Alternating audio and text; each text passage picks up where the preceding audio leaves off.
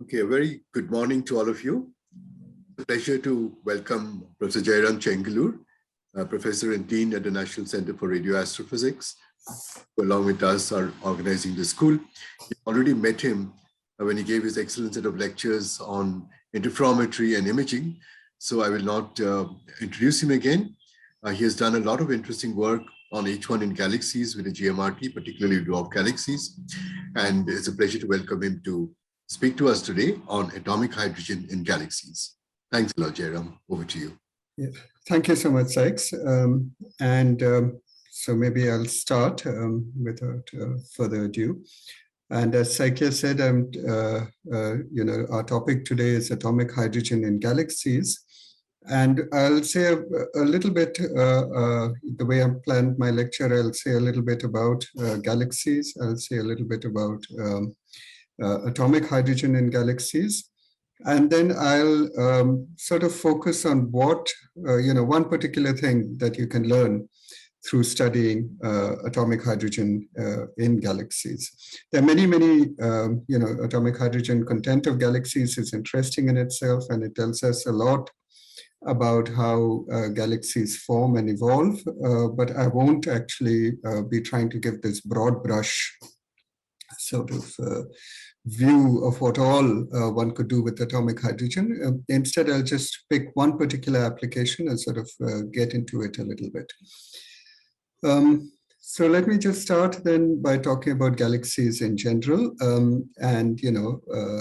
If one were to say the word galaxy to the average person and perhaps even to a student of physics, what they think of is a collection of stars. And I'm showing you over here a picture of the nearest galaxy we have. That is the galaxy we ourselves are in, the Milky Way galaxy. And this picture is taken in the southern sky, where you can see very clearly not just the band of the Milky Way, but also the nearest satellite galaxies, the large and small Magellanic Clouds. And as you can see, the stars in the sky over here are not uniformly distributed across the sky. Rather, they form this narrow band, which is why it's called the Milky Way, of course. The reason the stars lie in that narrow band is because our galaxy is shaped like a disk, and we are sitting inside it, and we are looking at that disk edge on. So we see the stars, in a thin band. But what I'd like to draw your attention to is that if you look carefully at the band of stars, you can see there are regions over there which don't seem to contain any stars, right? They're dark. There's no diffuse emission coming out of there. You just see these dark patches distributed through, all over that band.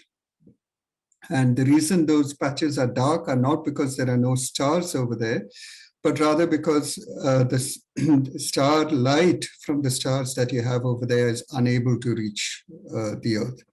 And the reason it doesn't reach us is because those regions contain dust, which scatter the light, right? So galaxies contain not just stars. So you can see even from, just looking at an optical picture, you can see that they must also contain dust. Observations over multiple range of wavelengths have now confirmed that galaxies contain not just stars, but they contain gas, which could be in any of the three phases. It could be molecular, atomic, or ionized gas. It contains dust particles. They're magnetic, they're threaded through with magnetic fields. And in addition, there's also some kind of matter in galaxies which doesn't emit any electromagnetic radiation, which is called dark matter. And in this talk, we'll focus mainly on one particular component, namely the atomic gas component. And I'll say a little bit about, as I said, the atomic gas component in galaxies. Then I'll say a little bit about how we observe the atomic gaseous component. And finally, I'll give one application of what can be done if you are able to observe this gaseous component. But what I'd like to emphasize right now is that this gaseous component we are talking about is diffuse, and it fills the space between the stars.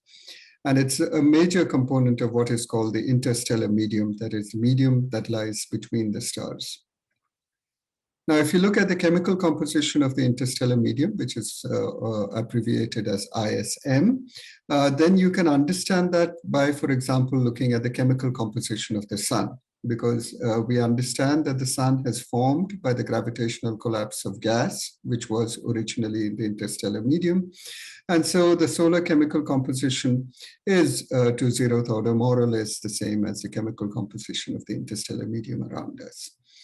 And if you look at the chemical composition of the sun, you'll see that it's about 90% of the matter, that is the nuclei. By number is hydrogen, with about 8% being helium. And you have a very small amount of heavier elements, elements heavier than helium. And in astrophysics, these elements are traditionally called metals. Anything other than hydrogen or helium is typically heavier than hydrogen or helium. It's called metals. Right, so I've shown you a pie chart also over there, which shows that hydrogen by number is truly, the dominant component of the interstellar medium. And that's true of all phases of the interstellar medium. The molecular, atomic, and ionic phases of the interstellar medium are completely dominated by hydrogen. And again, I'll just introduce a little bit of jargon. Astronomers refer to the neutral atomic hydrogen as H1, H followed by the Roman numeral 1. It's pronounced as H1. So I'll, often say H1, and you should understand that as meaning neutral atomic hydrogen. Atomic hydrogen. So now if we look, again, I'll give you a very broad brush, introduction to galaxies. And very broadly, there are fine divisions in this also, of course. But very broadly, you can divide galaxies into 3 different types if you look at the galaxies around us. There are spiral galaxies, which, as the name suggests, have very clearly defined and prominent spiral arms. They perhaps have a bulge in the center also, and that's the leftmost kind that we've seen. Then you have elliptical galaxies, which have a smooth stellar distribution, and you don't see any fine structure in them at all. And finally, you have irregular galaxies, which do show structure, but they're not, organized structure like these spiral arms. They're just sort of patchy, diffuse, irregular structures. And so these are the 3 major families of galaxies. And it turns out that it's not just the morphology of these galaxies, the way in which the shape of these galaxies, or the way in which stars are distributed inside these galaxies, which is different. But there are a number of other properties of these galaxies which differentiate ellipticals from spirals and irregulars. All 3 of them have different, a large number of properties which are different. And one of them is their gas content. So, for example, elliptical galaxies are very poor in gas. They have typically very small fractional gas content, whereas spiral galaxies have, fractionally more gas, and irregular galaxies are typically the most gas-rich, and sometimes the gas can, in fact, be the dominant component of the baryonic mass of irregular galaxies. And since the stars form from gas, it probably won't surprise you that ellipticals have very little ongoing star formation because there's no gas over there to collapse to stars, whereas irregular galaxies typically have quite active ongoing star formations, and and spirals would typically be somewhere in between. Sir? Yeah. Here, gas means H2 particularly, right? Not necessarily. It means both H1 and H2. You probably asked whether it means H2 because of the expectation that, why did you ask? Why did you say H2? No, it's just a guess, like I thought only H2. No, we are talking about gas content in general over here, both the atomic and the molecular forms. Okay. If you look at star formation, typically the way it proceeds is that it proceeds from the molecular gas that presumably the atomic gas, due to various processes, cools and becomes denser. At which some point it'll become molecular, and as it continues to cool, the molecular gas will fragment and continue to collapse to form stars. But this entire chain is triggered by the presence of atomic gas. And when we are talking about the gas content of these galaxies, we're talking about both the atomic and the molecular gas contents. Yeah, so this indeed what I was just saying, that the stars form out of gravitational collapse of the gas. That is, the hydrogen cools, and as it cools down, it will eventually become a molecular form as it becomes cooler and denser, which in turn, because of gravitational instabilities, will continue to collapse and form stars. And as I just said, the fractional amount of hydrogen, atomic hydrogen, as well as the other ones in galaxies varies with morphology. Hydrogen is typically not detectable in elliptical galaxies, form a small fraction of the stellar mass in larger spirals and lenticulars. And it could be, as I said, much, much more than the stellar mass in dwarf irregular galaxies. And if you look at the way in which the gas is distributed inside these galaxies, you'll see that, the same way that the stars, the spiral arms contain a larger concentration of the stars than the rest of the disk, the hydrogen also shows similar spiral arms. That is, it has regions of higher density compared to the average density in the disk. If you look in the hydrogen in these galaxies, atomic hydrogen in these galaxies, and molecular hydrogen also, you'll see the spiral arm-like structure. But the other thing about each one, the atomic component in particular, is that it's often detectable to much larger distances than the starlight. That is, the gas in the galaxies is spatially more extended than the stars. It's like the star formation happened typically only at the center of the gas distribution. And because the gas, and particularly the atomic hydrogen, the H1, extends to much larger distances than the starlight, then it becomes a very useful tracer of the galaxy structure and dynamics. And this is the one application I'd like to look at in a little bit more detail later.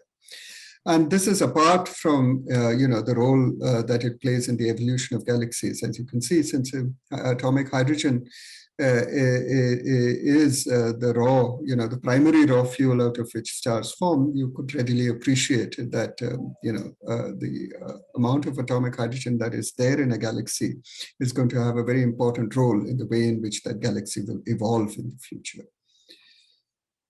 Right? So, yeah. So is there any correlation in the positions of the H1 spiral arms and the star spiral arms? Yes, they are typically close to being coincident, but they need not be exactly coincident. There might be some small displacements between the two, but yeah, they're not independent spiral structures.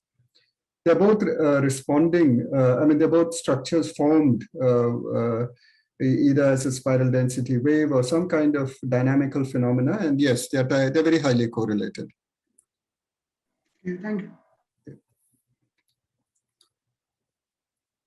All right, and so I'm just showing you here an illustration of the consequences of the hydrogen being much more extended than the stellar distribution, and I'm showing it to you here for small galaxies which are very gas rich. And what is shown in the grayscale is the starlight from the galaxy. It's sort of an inverted scale, so darker means brighter, more stars, and what you're seeing in the red contours is the distribution of the neutral hydrogen of the atomic hydrogen. And so you can see, there are three galaxies that we see over here, right? There's this galaxy, there's this galaxy, and then there's a small galaxy over here also in the neighborhood. And if you look at the two, just the starlight and the galaxies, you just see these two galaxies which, appear to be near to each other, but that's about it. You don't see very much more than that. But if you were to look at the atomic hydrogen, you can see that there's actually a great deal more going out, right? There's gas which has been pulled out of one galaxy and appears to be sort of forming a bridge between the gas disk to the gas disk of the other galaxy. And then you see this massive sort of structure which has been produced in the disk of the other galaxy, right? So the hydrogen in the galaxies is very highly disturbed. It's no longer in a simple disk, but you see these bridges, and what this other long structure over here is called a counter tail or a tidal tail, right? These are structures which have been produced by the gravitational interaction of these two galaxies. So when galaxies collide and interact, the hydrogen, as you can see from this picture, and that's typical, is much more affected by the tidal forces than the stars, and that is because it's much more extended. Another thing that can happen to the gas is that it could collide and get shocked, and because of that, it actually could lead to very rapid star formation, particularly in the central regions of the galaxy. So, when galaxies interact, the gas distribution, understanding the gas distribution actually is very important, because that actually plays a very important role in how that interaction is going to proceed. And therefore, H1 observations are an excellent tool to study galaxy interactions and mergers. All right, so I've been shown, yeah. Sir, this extension of this HI more than that of the stellar distribution, is it because of the larger amount of gas which are present in the galaxies?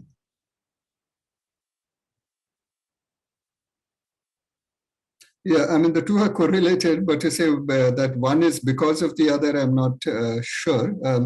There is a lot more gas in these galaxies, and the gas is more extended than the stars. Okay. Are the contours concentration contours, or? Yes, they are. They're showing you the intensity of the emission. Okay, thanks. I mean, in principle, you could consider, you could conceive of distributions of gas where you put large amounts of it within the disk and things of that sort.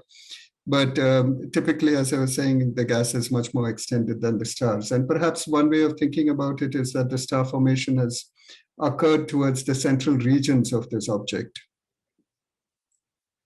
Okay, sir. Yeah. Sir, Yeah. in this image, what is the orientation of the galaxies? Are we seeing them face on?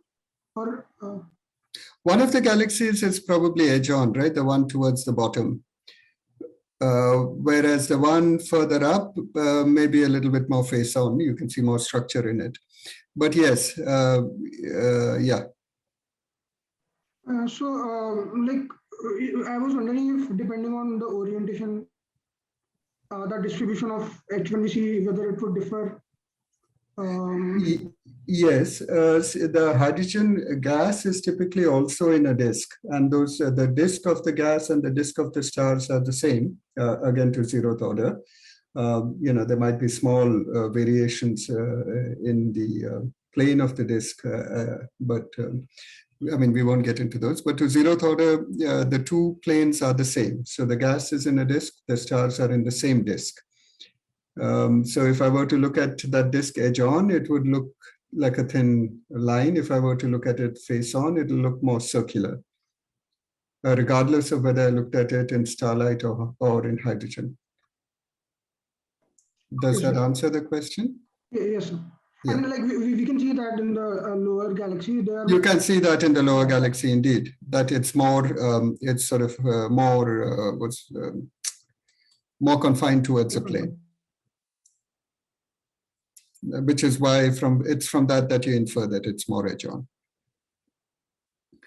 Okay, yeah, all right, thank you. So I'll just move on. That was it, right? Nothing more. Yeah, yeah, go ahead. Sir, in the contours, they are more closely spaced towards the edge of the galaxy. Yes. So, does it mean that the gas is more concentrated towards the edge? Towards the edge, you can see that the contours are bunched together, right? That's what you're asking. Yes, sir.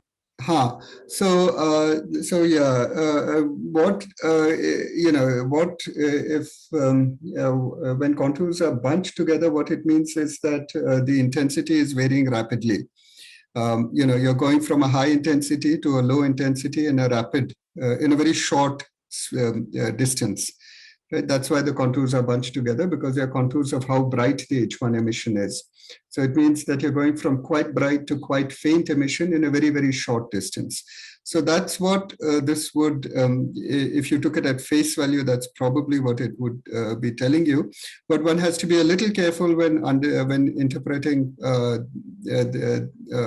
plots of this kind, particularly gradients of this kind, because what happens is that at some point your telescope no longer has sensitivity, and it just, depending on how you have sort of made this image, at some point,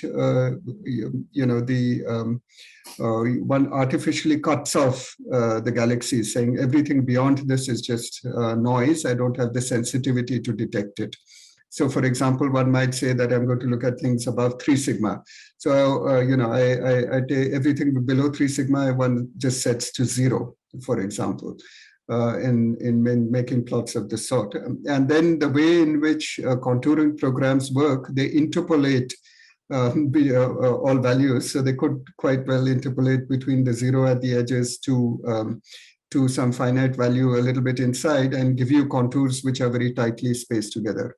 I mean, I'm just, don't take all of that, it's roughly true, but actual algorithms and blanking and so on may work in slightly different ways. But, what I've told you is an effect which you would have to be careful about when you're interpreting plots of this kind.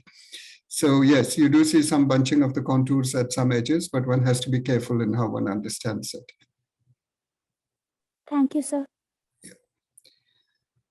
Yeah, that was a good question. Okay, so let me move on then. I've shown you over here contours of H1 brightness or H1 intensity. I'm just showing you, but we haven't looked at how these things were obtained. What is it that allowed one to measure the H1 brightness? In fact, what is it that one's measuring about the neutral hydrogen? It must be emitting something, right? Because we are talking about a brightness. So what is this? What is it emitting that we are observing?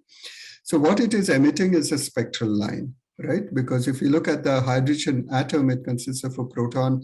I beg your pardon, there's a typo over here. It's a proton and an electron, which constitutes the hydrogen atom.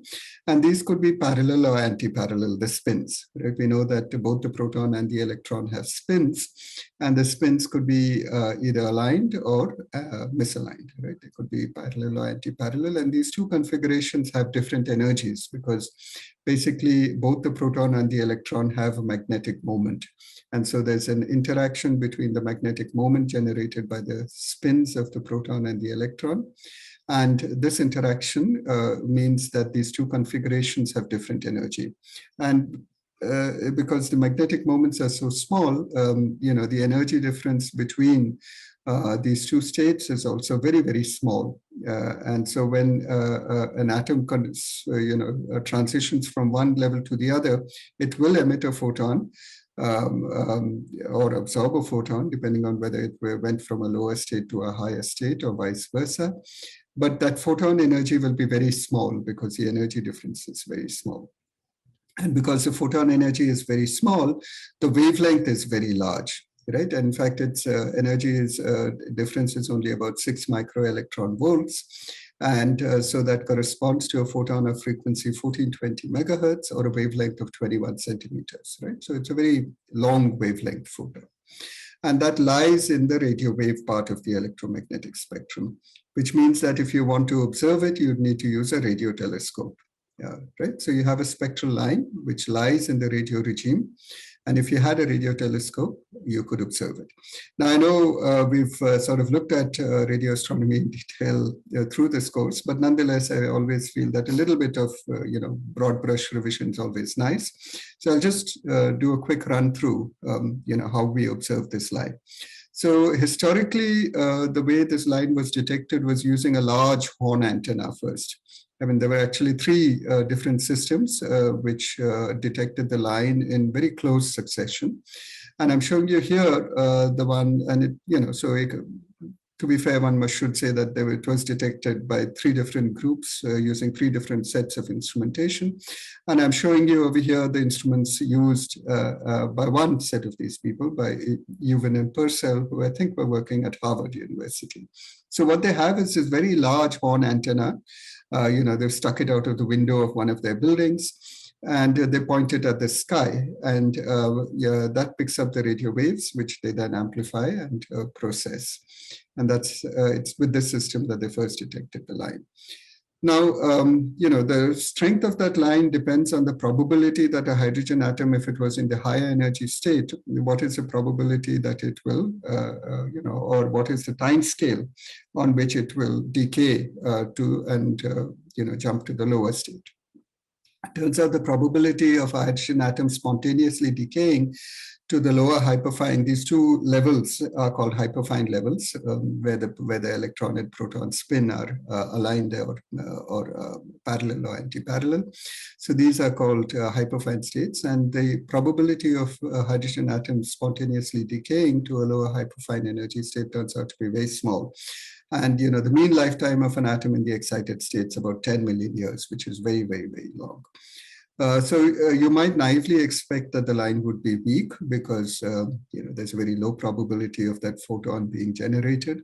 But that's somewhat offset by the fact that hydrogen is a very, very abundant species in the interstellar medium. And because of that, the line actually turns out to be detectable and can be detected by even relatively small antennas by today's standards. So you can see that this antenna is about the size of a person, right, in its aperture. The aperture is about the size of a human being, whereas modern antennas would be much, much, much bigger. But again, because it is a relatively bright line as far as radio astronomy is concerned, it was one of the first to be detected with the modest instrumentation available at that time. Modern radio telescopes, as we saw, they typically consist of a range of, Sir, what about the probability of hydrogen going into the higher hyperfine energy state from the lower one? Yes, that will also happen. So what will happen is that there are multiple processes which are ongoing simultaneously. There could be, for example, collisions between the atoms, which will drive an atom from a lower energy state to an upper energy state. Once it's in the upper state, it could decay and emit a photon, and then you get this photon coming out. Or it could collide with another atom and fall back into the lower energy state. So there are all these processes going on. And you have to sort of work out, if, for example, the things are in an equilibrium, then you would expect on the average, the populations in the upper and lower states are not going to change with time, that they're constant with time. And based on all of that, you could work out the rate at which photons would be generated. Because if the population levels are not changing with time, it means the rate at which things are getting excited due to collisions has to be matched by the rate at which they are getting de-excited due to collisions, as well as the sum of the rates by which it gets de-excited due to collisions and it gets de-excited due to radiation of photons. So you can write all of that down and you could work out what would be the net rate of emission of photons. So, sir, when it goes from the lower state to the higher state, would we get an absorption spectrum of the 21 centimeter absorption spectrum or something of that sort? You could. So if you had this hydrogen cloud being bathed by radio waves, then it would absorb that. Yes. So you could see the line either in absorption or emission. That is correct. Okay. Okay, sir. Yeah. All right. So I'm just going to do, although you've seen it before, as I said, I always find it helpful to do a quick sort of broad brush revision. So the modern radio telescopes that we deal with typically consist of arrays of antennas, and we've probably you've seen the GMRT many times. And I've shown you, I think, this picture also before, just showing you the different components of a single dish radio telescope. The radio waves falling on the antenna come to a focus, brought to a focus after reflection from the parabolic mirror. And there they are picked up by this feed antenna where they are converted to an electrical voltage. That voltage is amplified. And this happens at each of the antennas of the array. And the signals from the different antennas are then transported to a common location and processed. Okay. So what that allows you to do is to make an image with a resolution corresponding to that of a telescope with a size corresponding to the maximum separation in the array. In the GMRT, that's about 25 kilometers. So it's like you've made an image with a telescope whose resolution is that of a parabolic mirror of size 25 kilometers. So, it's a genuine imaging instrument. And, just for illustration, I've just shown you an image made with the GMRT to show you that at the end of this whole process, you have a 2D image of the sky. And you could imagine that, very naively speaking, as making an image using an antenna array, which is a mirror, which has many holes in it, because you've sort of got data only where you have antennas. You don't have data where there isn't. And so the aperture being synthesized has the same dimension as the array, but there are holes in it. And the more densely packed the array, the fewer the holes. Right? So as you pack more and more densely, you're going to get a better and better image. And also, as we saw, as the Earth rotates, the antennas get swept through space and covering larger and larger parts of the mirror being synthesized. So that means even if you haven't densely packed your arrays, you have a relatively small number of antennas, you can still make good images if you track the source from rise to set. And that, again, I think is something we looked at in a bit of detail. Now, I just want to mention one more thing that you can observe, because we are dealing with a spectral line at a particular frequency. So as we saw, the hydrogen in the interstellar medium is in a disk. And as we will see shortly, that disk is not static, that disk is rotating. The gas goes in circular orbits around the center of the galaxy. And so therefore, the frequency of the emission that I'll see from any region of that disk will be affected by the Doppler shift, right? Because that gas is moving, it's not at rest with respect to me. And so I can measure that. That is, what does the Doppler shift say? The Doppler shift says that the frequency or the wavelength that I observe will be different from that which is emitted. So what will be emitted will be the 1420 megahertz, but what I observe will not be 1420 megahertz. It will be something higher if that gas is moving towards me. It will be something lower if the gas is moving away from me. Right? So, so I can actually measure the Doppler shift, and from that I can determine the velocity of the gas. Right? So you can measure how the rotation velocity varies with radius. Yeah. There is a sentence saying gas goes in circular orbits around the galaxy center. Yes. So what does that mean, around the galaxy center, and how is it? Okay. So the gas is in a disk. We agree that the gas is in a disk. Yeah, yeah. The disk has a center. Yes. And the gas is going around, you could imagine, for example, this gas disk being made, let us picture it for the moment, as being made of a lot of small clouds. And we can imagine that each cloud is going in a circular orbit in the plane of the disk, and the center of that orbit is the center of the disk. Okay, okay. I mean, what were you picturing?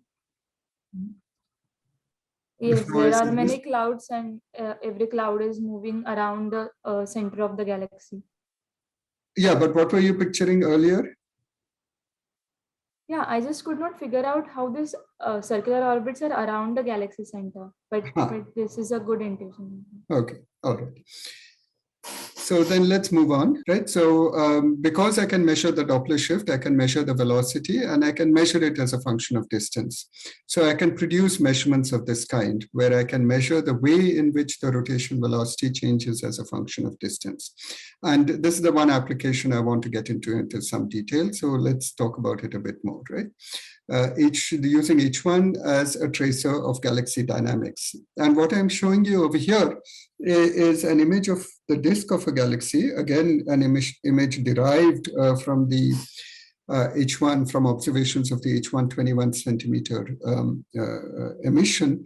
And earlier, what I had shown you was the intensity of the emission. I was showing you the regions where the emission was bright and where it was faint.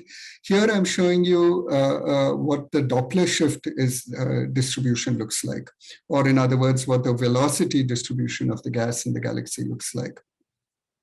And it is color-coded in such a way that blue indicates gas that is coming towards us, and red indicates gas that is going away from us. And points which lie along any one of those white lines are points which have the same velocity. So all the gas along any one of the white lines has identical velocity. So those lines are lines of constant velocity, which are called isovelocity contours. So you can see that a very systematic way in which the velocity is changing as you go across the disk. One edge of the disk is going away from you and the other edge of the disk is coming towards you. And that's exactly what you would expect if you were looking at a rotating disk, that one half of that disk would be receding away from you, the other half of the disk would be rotating towards you. So it's observations like this which establish that the disk is rotating. Yeah. There was a question? This would be true only if we are looking at it edge on, right? If you are looking at it face on, in that case, how would we tell whether the galaxy is rotating? Yeah, if the galaxy was exactly face on, you would not be able to tell. But if the galaxy was anything other than exactly face on, you would see some component of the rotation velocity. If it's exactly edge on, you would see the full rotation velocity. If it's somewhere between edge on and face on, you will see some projected component of the rotation velocity, but it won't be zero. It's only when it's exactly face on that the projected rotation velocity component becomes zero and you don't see it. So from the projected velocity, how do we determine the total velocity? You determine it from the assumption that the galaxy is circular. And so the shape of the galaxy tells you how much it is, what that projection angle is. Because if it was looked at, as we saw, when it was face on, it'll look like a circle. If it's some intermediate angle, it'll look like an ellipse. And from the ellipticity, you can determine what that angle is that you're looking at the galaxy. Okay, thank you. Right, so let's move on. And let's ask the question, what do we expect? You know, how do we expect the orbital velocity to change as a function of distance? So let's look at a system which we are very familiar with. Let's look at the orbital velocities in our own solar system. And we know, and you've studied this probably from 10th standard onwards, that planets in the solar system follow Kepler's laws of motions. And these laws of motions themselves follow from Newtonian dynamics and the fact that the mass of the solar system is concentrated at the center. So we can approximate the solar system as a point mass surrounded by test particles. Right? And in particular, the orbital speed of the planets follows Kepler's third law. And Kepler's third law says that the velocity decreases as the square root of the distance. Right? So the more distant planets would have a slower orbital velocity than the nearby planets. Mercury would have the largest orbital velocity and Pluto the smallest. And it should fall like the square root, 1 over the square root of the distance. And so I've just plotted that for you over here. Orbital speed on the vertical axis in some units and distance from the sun in some other units on the horizontal axis. And that green line is basically the curve which follows a 1 over square root of A, what I've called over here, 1 over square root of R sort of law. And you can see all of the planets lie, very accurately on that law, because to a very high degree of approximation, the total mass of the solar system is a point-like mass at the center of the solar system. So this is what you would expect. If you have the situation where there is a point mass surrounded by test particle. That's not what we are dealing with in galaxies. In a galaxy, the object itself is extended. So let's, consider, and again, this I'm sure is something you'll have done, maybe from even 10th standard onwards, that if you look at an extended spherically symmetric object, the gravitational force will depend not just on the distance, but it'll depend also on the mass enclosed, right? Force goes like Gm R, where Gm of R is the mass enclosed inside R, divided by R square. And as I've been saying, the overwhelming majority of the mass in the solar system is the sun. And because of that, all planetary orbits have the same enclosed mass, and the orbital velocity falls like 1 over square root of R. But if the mass distribution is extended, then it won't follow this law. It'll do some other thing. And so let's look at a few cartoon models of galaxies, right? So for example, let's look at a galaxy which has a constant density, right? And so then the enclosed mass keeps increasing with distance because the density is constant. And this increased in the enclosed mass is sufficient to actually cause the gravitational pull to increase with increasing distance from the center.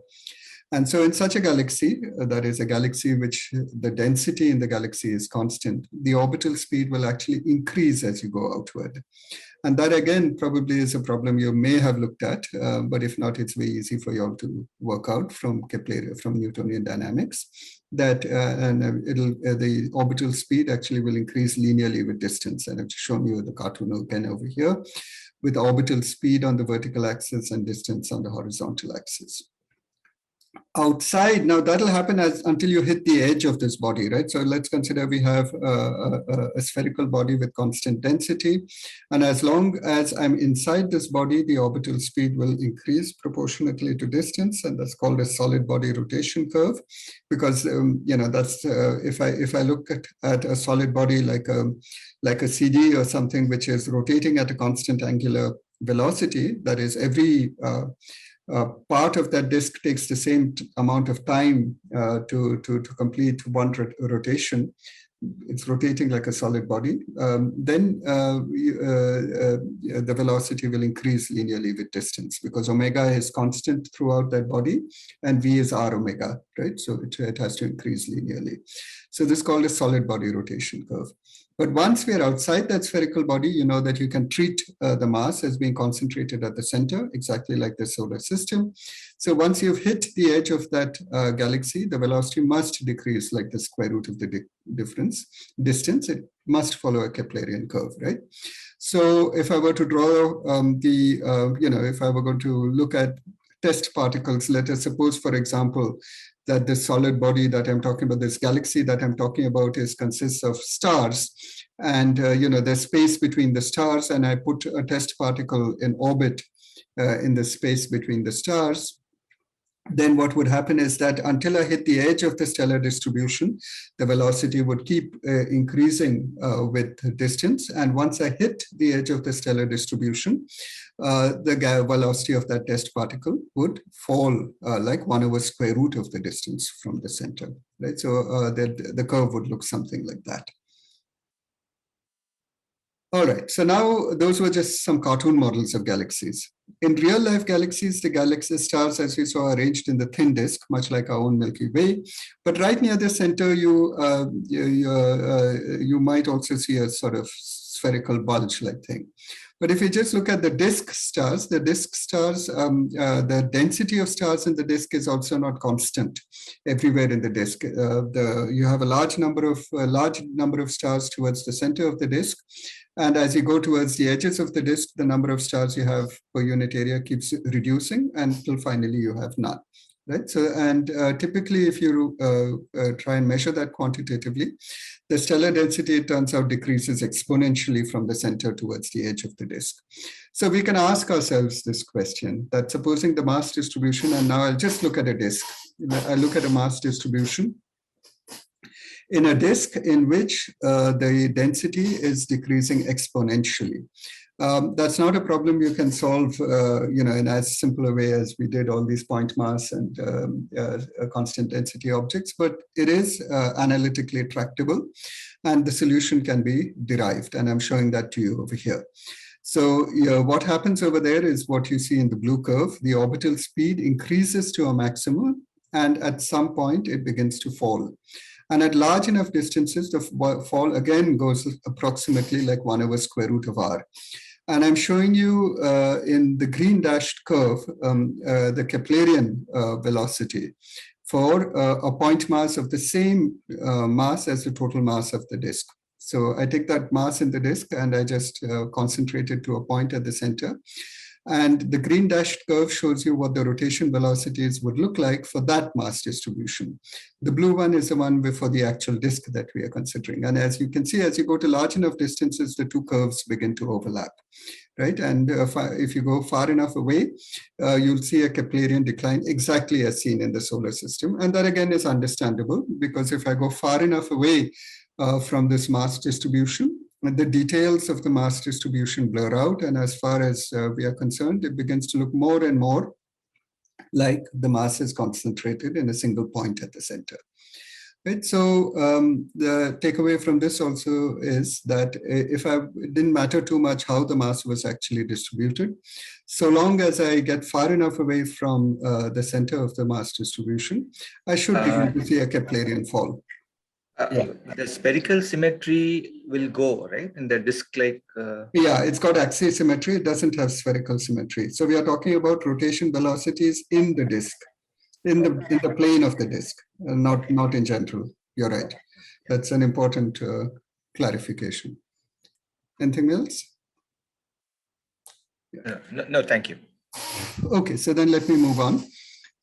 So now let's look at, looking at what these things look like in real life galaxies. And I'm showing you over here particular dwarf galaxies, where the starlight is what's being shown in white colors, and the hydrogen distribution, the H1 is what's being shown in blue. Right, and you can see that there's a very large, the H1 is much more extended than you see stars, and much more extended than the stellar distribution. In fact, the H1 in galaxies like this typically forms a major baryonic component of the galaxy. And that's again a very interesting property, because it's hard to measure the mass of stars. You can measure how much light is coming from a star, but how much that material is there in the star is not directly measurable. You have to determine it from the amount, for example, the amount of light that that object is emitting. And that is, it can be done, but it's difficult and model dependent, the way in which you would convert the amount of light which comes from a star to the amount of mass in that star.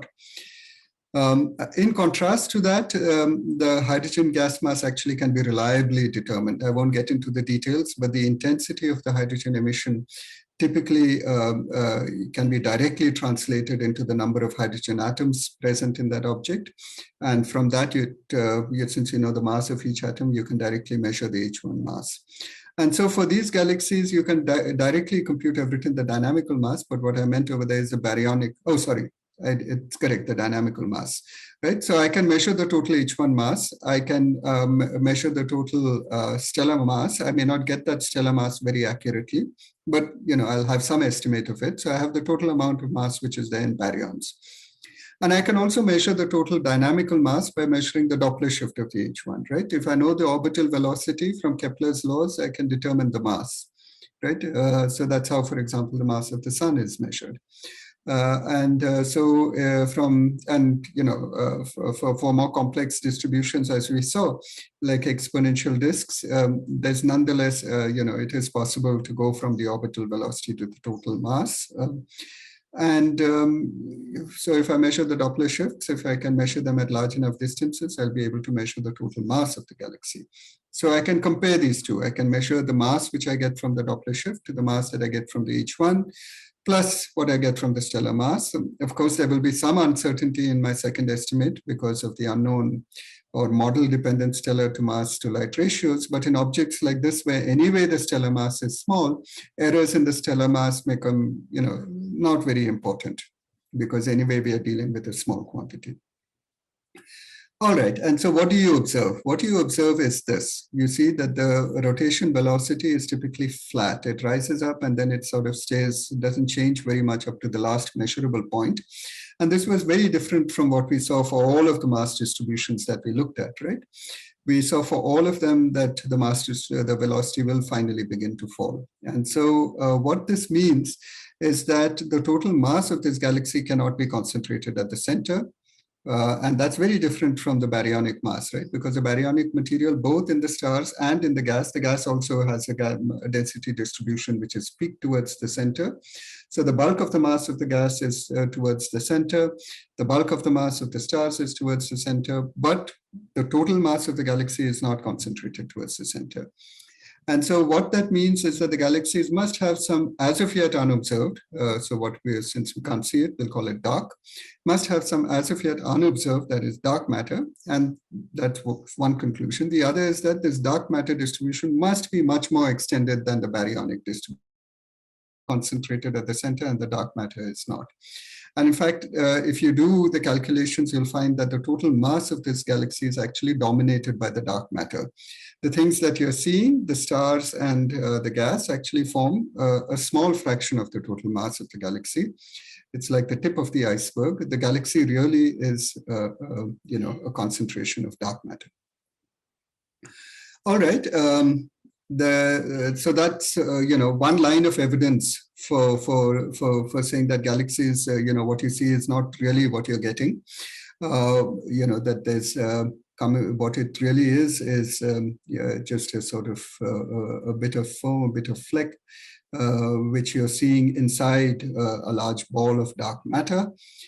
But there are other ways by which you could come to the same conclusion. And one of them is by looking at the way, what happens to light which passes in the neighborhood of galaxies.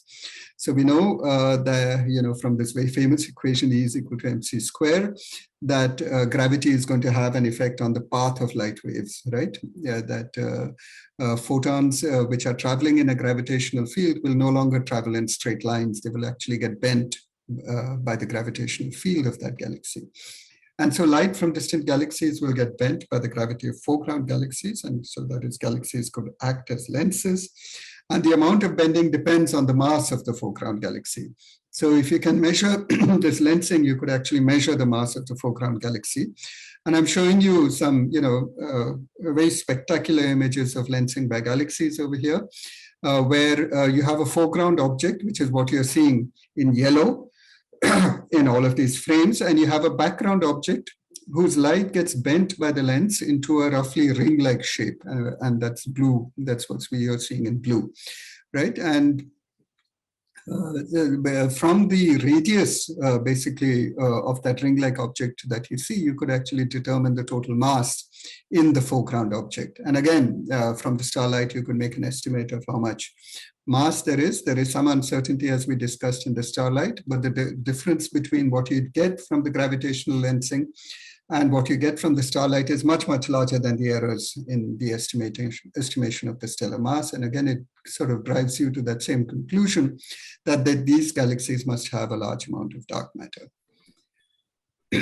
And there's one more line of evidence, which is more indirect, which tells you that there must, that dark matter is a very important constituent of the universe. And that follows from our understanding of the way in which galaxies form.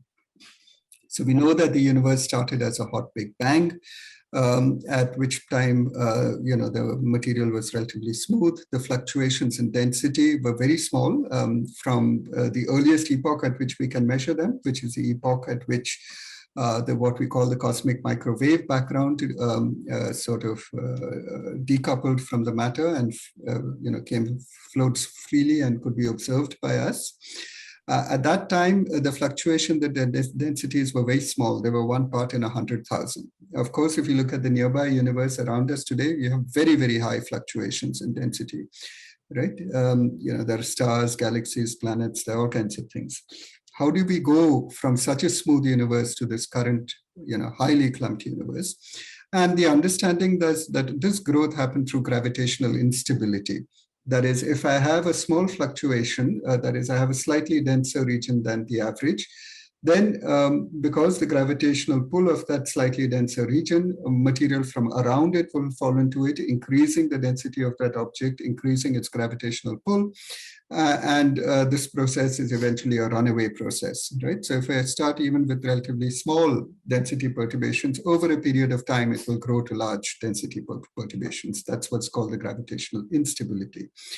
And you could calculate the time scale on which this instability has to operate. I know that at the time that the cosmic microwave background was generated, the density perturbations only of 1 part in 100,000. From there, I have to get to the kind of density fluctuations I see today with galaxies, clusters of galaxies, and so on and so forth, filaments. And you can't go from there to here without, but if you just had if you just had what you call the baryonic content of the universe. This whole process is really driven by the gravity of the dark matter. Right. So you could actually run simulations where you start with a distribution of gas and dark matter, which is relatively smooth at the early epochs. And then because of the gravitational instability, which is, as I said, really driven by the gravity of the dark matter, you begin to form collapsed objects. You begin to form galaxies, clusters of galaxies, and so on and so forth. And if you, if you have sufficient resolution in your numerical simulations, you could also ask the question, inside any one galaxy, what is the distribution of dark matter that I will see? Right, and the classic, work on all of this was done about 20 years ago, and it predicted that the dark matter halos, which were produced in this process, would have a particular density distribution, which I've given by this law, which is called the Navarro-Franken-White law, which is the law which is because after the people who first did the simulations. And that was a different density distribution than people had traditionally used to model dark matter halos. People had traditionally used this lower form of the density distribution to model dark matter halos, and they'd used that form. There had been some theoretical underpinning for the form, but more importantly, it was one which was able to reproduce the observations. That is, it could reproduce those rotation curves that we saw. And you can see there's a difference between these two forms. If I look at the lower form, as R goes towards the center, the density goes to a constant. Whereas on the upper, as I go towards the center, the density keeps rising as I go to smaller and smaller R. Right, so the density distributions are quite different, particularly towards the center. And from measurements of the circular velocity, that is the rotation curves, one could actually try and ask the question, which of these two models fit? And these are things that people have been doing for quite some time. And dwarf galaxies are good places to do them because, as we saw, you can measure the other mass components, the baryonic component, more accurately than you could in galaxies which are dominated by stars, where the stellar mass to light ratio would lead to a lot of uncertainties. And there are also, details which I haven't got into that, the spiral arms that you see in galaxies, they also produce signatures in the rotation. They sort of, the material in the spiral arms is moving at a slightly different, there are different motions, I should say, in the spiral arms. There could be flows in the spiral arms, which are not purely circular rotation. And so you get, you'll get bumps and wiggles in the rotation curve because of the perturbations around the spiral arms. But dwarf galaxies typically don't have spiral arms, and so you have very nice, neat, good circularly rotating things. You can measure the circular velocity accurately, and you could try and see which of these two models fit. And it turns out that at the moment, I would say that the jury is out. It's not very clear that the dwarf galaxies actually follow the NFW curve, but nor is it fully established that they're following the other isothermal curve. And this may be, I'd say, because these measurements are in fact actually hard, that there are residual uncertainties in determining the true circular velocity, depending on exactly how you try and measure all of these, that could make a difference. And also the very early models, which produced what we call the NFW curve, they did not actually take into account all of the physics that happens inside the baryons. That is, the baryons, unlike the dark matter, can cool and can form into very dense things towards the center. And at the center, then they can form stars. The stars can explode as supernovae. When they explode as supernovae, they inject mechanical energy into the galaxy. That mechanical energy could cause the baryons to move out. And by the gravity of the baryons, you could also start dragging the dark matter inside the galaxy towards the outside, and it could modify that density distribution. So all of the baryonic processes which happen in galaxy evolution would also tend to modify the density distribution towards the center of galaxies from what you would expect from a pure, from simulations in which you didn't worry at all about what happened with the baryons. So all of these are basically work in progress. So that's where I'd like to summarize. Atomic hydrogen is an important constituent of the interstellar medium of galaxies. Its distribution and kinematics can be easily studied using radio telescopes. And we looked at a very particular one application. As I said, there are many things you can do with atomic hydrogen. It's, it helps in many ways to understand galaxy evolution.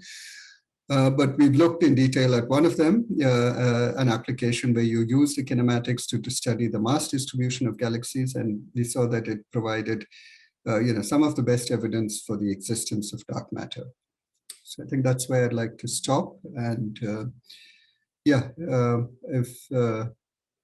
I'm just at about 11 o'clock, but maybe Sakya could tell us if I have time for a few more questions. Yeah, Jayaram, you have time for a few more questions, no worries. Yeah. I think you all can just unmute yourself and speak, or if you have too many, just put your hand up. Sir, is it ever possible that we could detect dark matter directly? Yes, there are, I think, some various experiments. The dark matter does not interact a whole lot with ordinary matter, but there are experiments going on to try and detect the signature of dark matter.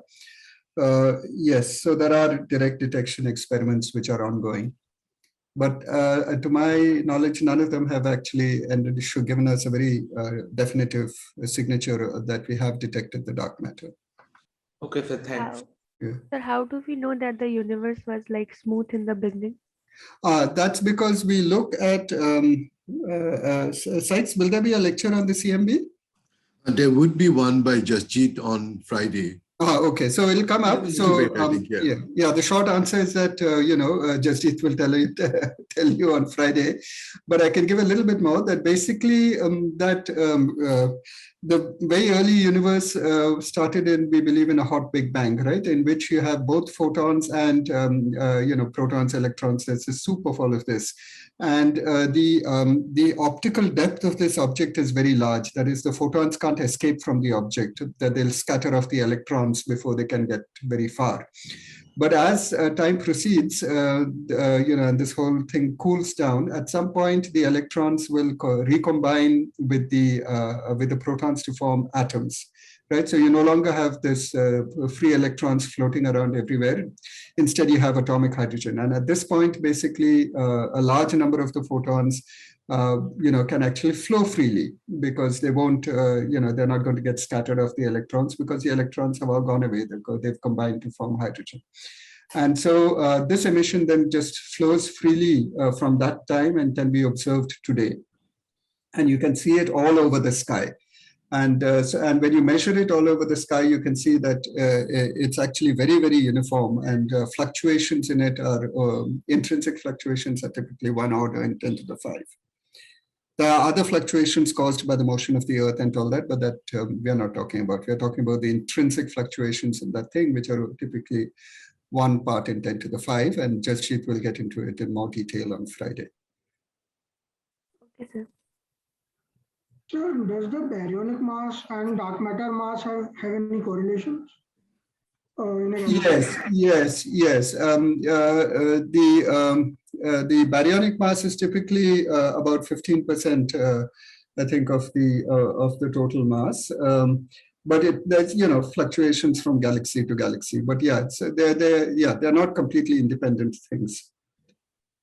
And is this I mean, something which has a lot of dark matter typically also has a lot of baryons. Yeah, sorry, go ahead. Is this ratio of baryonic mass to dark matter mass same across the different types of galaxies? Yeah, it's a good question. I don't remember what the latest measurements are, but broadly speaking, yes. I mean, these measurements are not that easy to make because the total, as we saw the rotation curves, you never see a Keplerian decline, right? They're flat up to the last point at which you can measure them. So that means you haven't actually hit the edge of the mass distribution. And so therefore, observationally, you can't actually determine what the total mass is. You can only say it's more than this. Now, there may be other indirect methods by which you could try and figure out, yes, this is the total mass, this, that, the other, whatever. You could try and correlate it with what you're learning out of numerical simulations and so on. And from combinations of all of these, you could try and see what is the whether the baryonic fraction will change as a function of galaxy and so on and so forth. And broadly speaking, one would expect some change as a function of mass, that as you go towards lower and lower mass galaxies, perhaps you will get less and less baryons per unit dark matter. And that is in part because, as you get to smaller and smaller dark matter objects, it gets harder and harder for them to retain baryons inside them. The baryons might diffuse out for various reasons and so on. So yeah, so you would expect some variation, and typically as a function of the mass of the object. So the density profile currently which we have, yes, has been arrived at by using dark matter only simulations, right? So has there been work on like dark matter plus baryon simulation, and do we get a different profile out of that? Yes. So, so the one I showed you was a very, very early one from, as I said, more than 2 decades ago, which was a dark matter only simulations. And there have indeed been a number of simulations which include baryonic matter and so on and so forth. And it does make an effect towards the center of galaxies as to the density distribution. But as I was saying, I think that, we are unfortunately not at a position where we can very categorically say that we have fully understood the whole problem, and this is what is going on. And part of the problem also is that when you do these simulations and you try and understand what is happening to the baryons at the center of these galaxies, you have to put in a number of assumptions over there, because we don't know the exact process by which the gas collapses to form stars. So you have to do, you put in various approximations to try and, model this process. So all of these lead to multiple, slightly different answers that you may come up with, and then you could perhaps try and distinguish between all of these using observations. But the observational uncertainties, I also think at the moment are such that it's very hard to do that. So yes, the answer probably lies in all of these, but exactly what the answer is at the moment, I would say, not fully clear. The baryon content of the galaxy and the ratio of the baryons to dark matter, you would expect it to change the total mass distribution, but could you also expect it to change only the dark matter distribution? Yeah, it changes. It'll change both the dark and the baryonic mass distribution. Oh, okay. But is there any way we can sort of isolate the two, measure the dark matter only distribution somewhat separately, and the baryon distribution independently? No, because typically what we are measuring, what you measure from dynamics, from the these rotation curves or whatever other means you have, is the total mass. It doesn't matter where that mass comes from. What all of them are sensitive is the total mass. But you can measure the baryonic mass separately using your understanding of baryonic physics. So, for example, from our understanding of the radiative transport of the spectral line of hydrogen of the 21 centimeter line, we can use the measurement of the intensity of the line to measure the mass. From our understanding of stellar formation and evolution, we can try and go from measurements of the starlight to the stellar mass and so on and so forth. So from our detailed understanding of the physics of it, we can measure the total baryonic mass. And from dynamical or whatever lensing measurements, etc., then you get the total mass. And so the difference presumably is the dark matter. Thank you. Is dark matter thought of as homogeneously distributed, or what is the? No, it's not. As we were discussing, it has a particular density distribution. We looked at those, two cartoon models for the density distribution. In collapsed objects with the density of the dark matter increasing towards the center. So it's not homogeneously distributed inside the galaxy. It's certainly concentrated towards the center.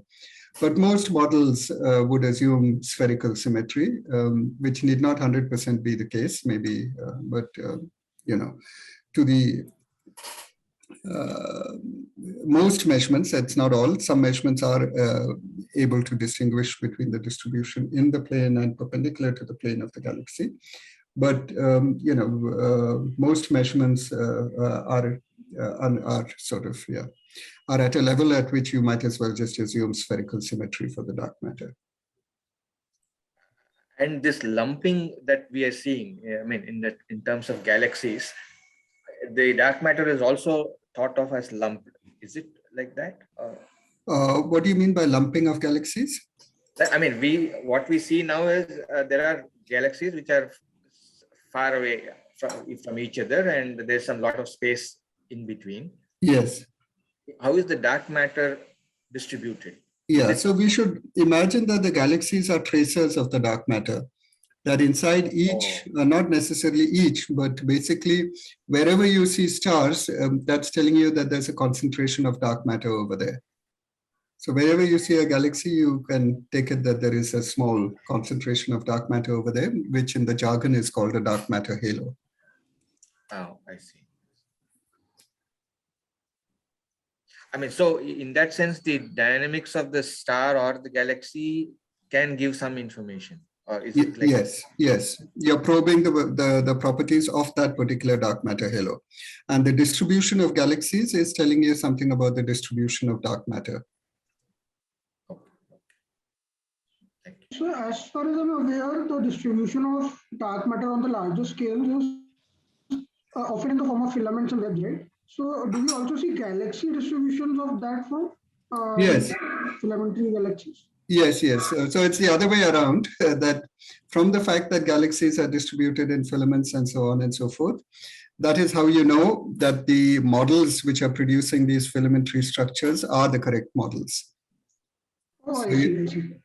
So the observed galaxy distribution shows these things. It shows walls, it shows filaments, it shows clusters at the intersection of filaments and so on and so forth, as do the numerical simulations. And that gives you the confidence that the numerical simulations are probably doing things right. Also in dark matter only simulations, there also we see this web-like structure, right? Even without presence of baryons. Correct. So I'm curious to know if presence of baryons sort of affects that, and if you see any differences between the sort of large scale structure between dark matter only and dark matter plus baryon simulations. Yeah. So there are two effects, as we saw, that the dark matter distribution gets affected towards the centers of galaxies because of the baryon physics. And also that the baryons are not an unbiased trace of the dark matter. The baryons, don't trace the dark matter uniformly. They trace it in a somewhat biased way. But like not within galaxies. Like I'm more interested in. I'm talking about the distribution of galaxies. Yeah. So there is some bias between the distribution of galaxies and the distribution of dark matter. Also, are there large collapse structures of dark matters which don't harbor galaxies? There are none known, but yes, in principle there could be. But observationally, one would have to find them through lensing or something. At the moment, I don't think there are any very well-established candidates for large dark matter concentrations with no baryons in them. Okay, thank you, sir. Can I ask a quick question? Sorry. Okay, sure, Desh, go ahead. Yeah, so Jayaram, you mentioned that the last piece of material that you can see to the edge of the galaxy will help you to estimate the mass interior to it. Yes. But that might be a sort of lower limit to it. Yes. Now that plus combining it with lensing in case such a situation exists. Yes. So see lens. Yes, would allow you to measure the distribution between that edge. Yeah. That would be very good. Yeah. No, because that will tell you how much you have missed. Yeah. No, that would be helpful. But I think that lens galaxies, I think typically tend to be ellipticals. I'm not that sure of. There are a few spiral lenses, but I think these beautiful Einstein rings and all that are typically ellipticals. But yeah, certainly the combination of the two, if one was able to do it. But I think again you have all the mass, right? I mean, yeah. But I think there are also issues that these lensed objects, the lenses are typically at much larger distances from us than where you can do these H1 rotation curves and things of that ilk. Okay. So some intermediate Yeah, thing, yeah, distance. yeah, yeah. Okay, yeah, thanks.